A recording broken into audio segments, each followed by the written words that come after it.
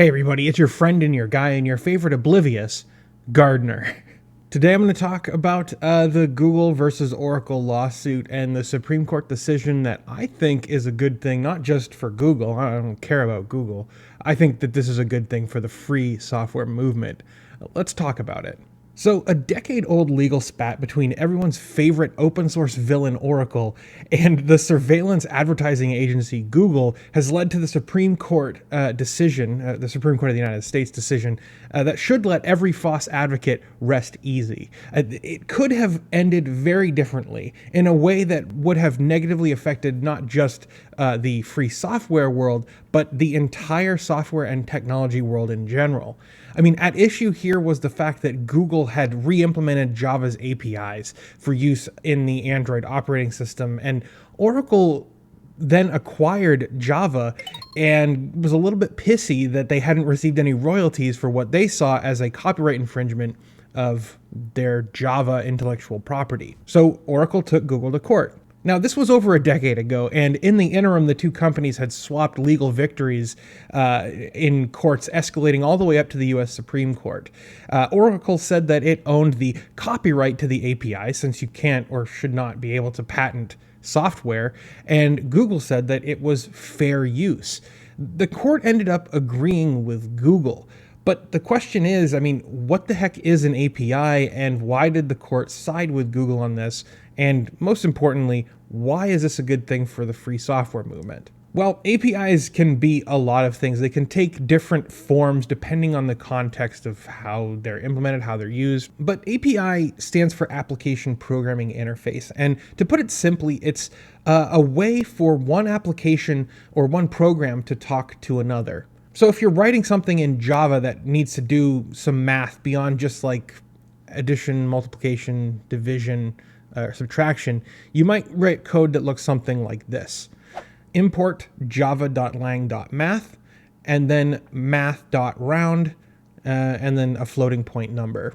And you know what? That's actually pretty standard for any programming language, or most programming languages. You would have a library called math, and it would provide a method called round. And you would have to tell your program to import the library from the language's API. And that first line is really the whole issue here. If you want to do anything in Java, you would have to implement it or import it from the Java API. So something like java.lang.math would import the math class or the math object, let you run functions or methods from inside that math class. Now, forgive me, I'm not a Java programmer, but this is, even if this isn't like perfect Java syntax, this is illustrative of the point. Now, truthfully, Google could have decided to change java.lang.math to something like dalvik.lang.math, and probably would have been able to avoid this entire lawsuit. But if they did that, then programmers would have had to rewrite their existing Java applications to change one arbitrary piece, like java.whatever.whatever, right? So that they'd have to change that to whatever Google decided to put as their top level API call. And they'd have to do that across every instance of an import, across all of the files in their program, and it's a lot of unnecessary work. And there have been many court cases that have rightly pointed out that the creator of a technology does not necessarily have the right to monopoly over that technology. Sony, for example, tried to sue commercial PlayStation emulator Bleem out of existence in the late 90s. And Nintendo tried to sue Game Genie out of existence too. But in both instances, the courts held that neither Sony nor Nintendo have a right to legally monopolize their platform that they created. And that first instance about emulation is really interesting in this kind of context. There are many types of emulation out there. There's high-level emulators, there's low-level emulators. To put it simply, there's many other kinds. Low-level emulators go down to like the hardware level, start to simulate the physical hardware of the machine they're trying to emulate. Think an ASIC or an FPGA, something like the Mister or the Analog NT Mini. But high-level emulation works in much the same way that Google has re-implemented the Java API, right? So what you would do is you would find the platform's system calls and methods and functions, and then implement each system call or function or method using the same name, so that when you wanted to run the binary or the application for the platform you're trying to emulate, it can find those things in the places it expects. And this is how original Xbox emulators tried to do things early on. So yeah, this is a win for Google for sure. I mean, they don't owe any royalties to Oracle. They don't owe like a fine to Oracle. Fine, whatever. I really don't care about that. I care more about the precedent that this sets, right? If you were to implement the protocols of, let's say, Xbox Live for the original Xbox, because I'm obsessed with the original Xbox, and you were to do so without using any proprietary code, then you were fully within your rights to do just that. If you want to build an open source alternative to Amazon S3 storage and have it be a drop-in replacement for like existing S3 libraries, you can do that. Or if you want like a free software example, something like Wine.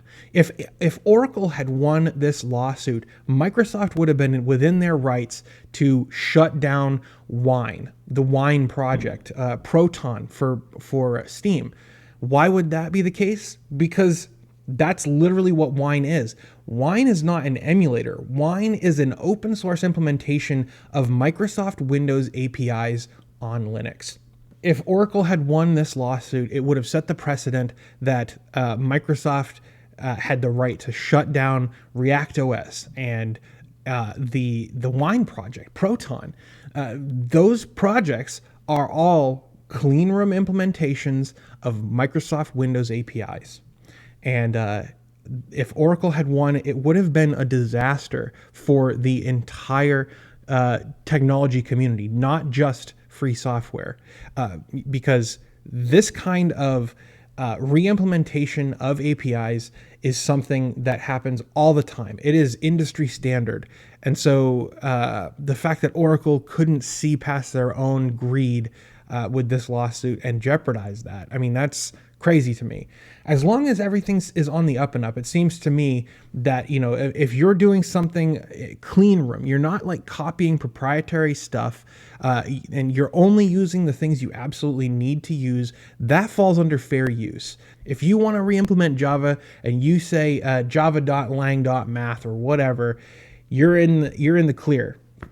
And that's really cool. I think that was the right move by the Supreme Court. That was the right ruling for them to make. But I would love to know what you guys think about this. Let me know down in the comments. Do you think that Oracle should have won this case? Let me know. I'd love to hear your arguments about that. But that's going to do it for this video. Thank you so much for watching. I want to take a second and thank Volker Dorj, one of my top tier Singularity members. Actually, my newest top tier Singularity member over on Patreon. Volker did an annual pledge at the highest tier over on Patreon, and I just wanted to say thank you. That's bananas to me, and I really appreciate it. If you believe in the work that I do, you can help support the show over on Patreon or become a YouTube member. And by doing that, you make it possible for me to spend as much time as I'm able to do on this channel. If you believe in my work, that's the best way to help. But that's going to do it for now. Thank you so much for watching, and I hope you have a blessed day. Bye for now.